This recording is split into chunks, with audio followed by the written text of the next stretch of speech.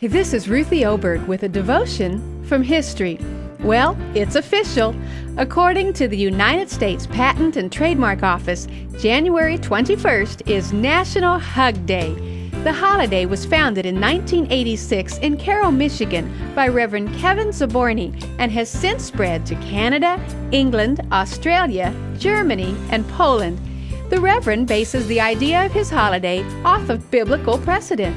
Ecclesiastes 3:5 tells us that there is a time to embrace.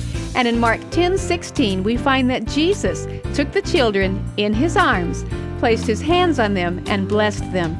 If biblical precedent isn't enough for you, try this research from the University of North Carolina.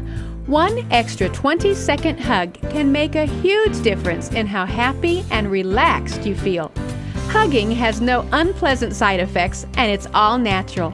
There are no batteries to replace, it's inflation-proof, non-fattening, and has no monthly payments. It's non-taxable, non-polluting, and of course, it's fully returnable. A poll in the United Kingdom revealed that 2 out of 3 UK adults have at least one hug a day.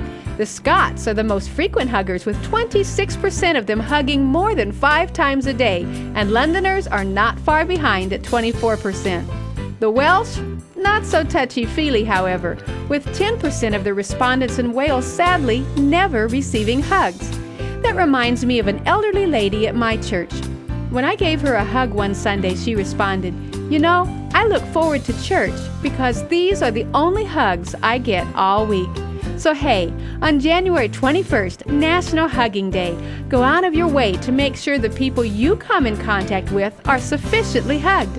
And if you're needing a hug this weekend, you might stop by the church on Sunday. This is Ruthie Oberg with Devotions from History.